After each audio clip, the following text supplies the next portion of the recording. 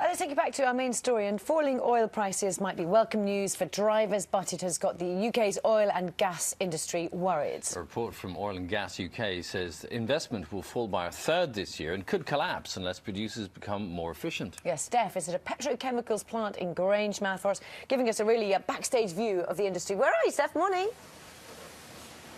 Good morning to you. Have a look at this. This is the plastic pellets which are being bagged off to be shipped off around the world. And these pellets are actually made from oil and gas, which is brought in from the North Sea, and they're then sent off to be made into lots of different products. So I went to find out more about how the process works.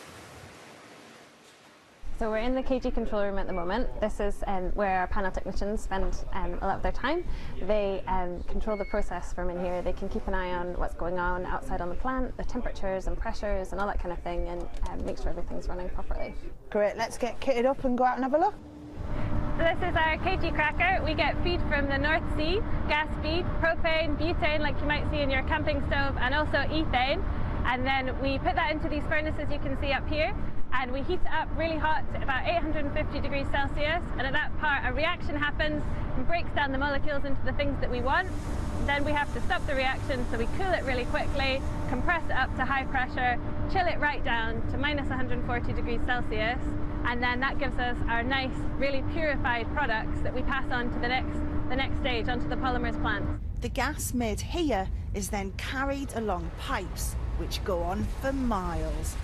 This operation is huge. It's about the size of 640 football pitches.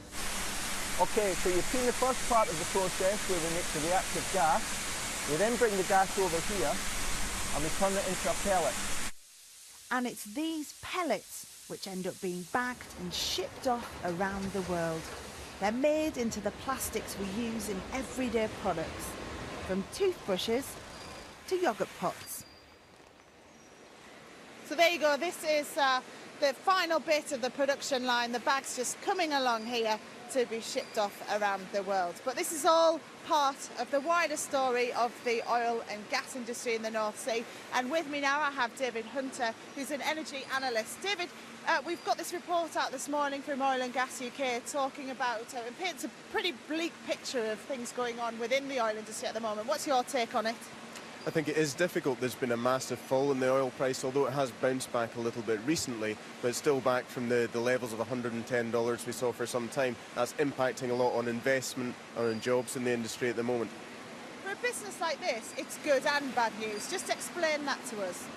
Well, I think the reduced costs of manufacturing that come from oil as a feedstock, or oil products as a feedstock, obviously help businesses. It helps throughout the economy in transport, logistics and lower costs of raw materials. But at the same time, obviously, if it's reliant on the oil industry and the oil industry isn't doing well overall, then that's difficult too. And it's about investment as well. The report kind of highlights the fact that we have had a lot of investment in the area in the North Sea oil and gas industry, but that looks like it could be in jeopardy now. Why is that important? Investment's important because, if you like, it's the production of tomorrow.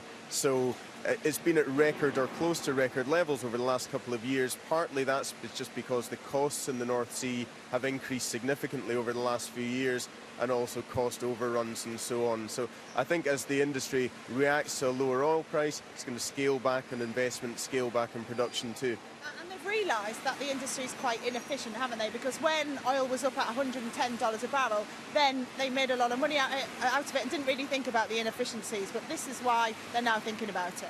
That's right. It's a natural kind of flow-through of the falling oil price that they need to concentrate more on costs.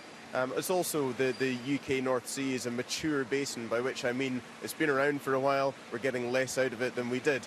And so the costs naturally rise in that environment too. David, thank you very much for your time this morning. I'll show you a bit more behind the scenes here a bit later on as well. Looking forward to that, Steph. Thank you very much. It's coming up.